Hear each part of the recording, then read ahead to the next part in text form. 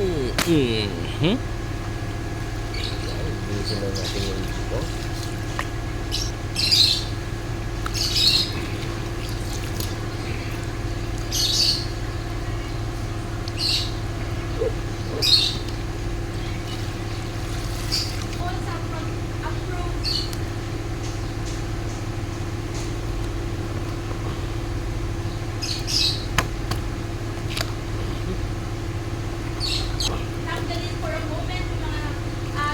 Ayan, pamprito.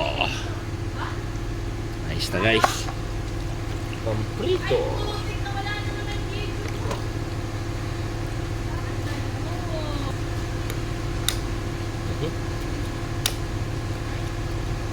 Tingin ko yung ulo. Masarap ko sa tinola eh. Oo, hindi ba ako tapos? Yes. Hindi na ito. No. Don't play the one. Mamaya makain mo eh. Anak na, huwag ka muna mag-istorbo. Sinabi ko na huwag yung gamot ka. Mamaya makain mo pa eh.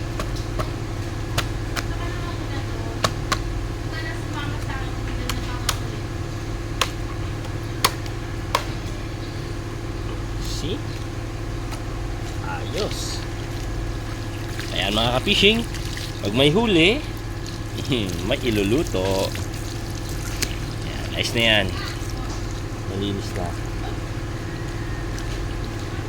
Ito prito, tinola. So, dalawang putahe. Ayos na rin yan. Eto na. The moment of truth.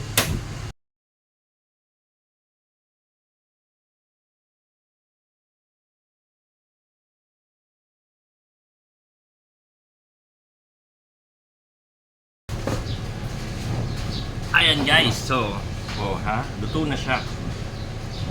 Yan, kain tayo. Ako nang huli, ako lang din kakain.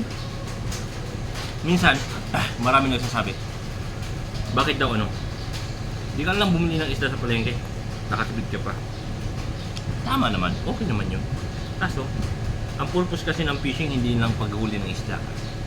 Ang tanggal ng stress, pag-iwas sa kung ano mang ingay yung mayroon sa paligid mo. Yung ingay na hindi ko sinasabing ingay na literal na ingay, yung ingay ng kung ano yung parang mental ang nare-relax mo. Hindi ko may paliwanag pero kakaiba talaga yung saya ng dulot ng fishing. Angler lang siguro makakaunawa niya. Kaya ikaw, kung hindi ka nagpi-fishing, subukan mo na mag-fishing. Nasarap.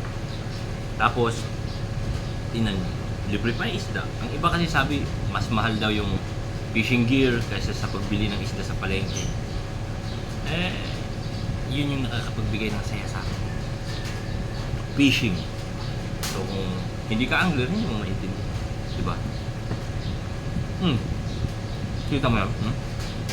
Masarap. Nakakarami na ako kapit. Lapit ko na maubos. Yung kalahati pa lang ng buntot, sold na ako. Diba? Na-enjoy ko yung ganitong kapreskong isda at angler mismo yung humuli. Ako mismo. So, kayo mga angler relate kayo dito, alam mo. Tapos yung mga angler na mabait sa asawa niya. Bakit? Wala ibang iniisip niya kundi manghuli ng isda. Ganun lang.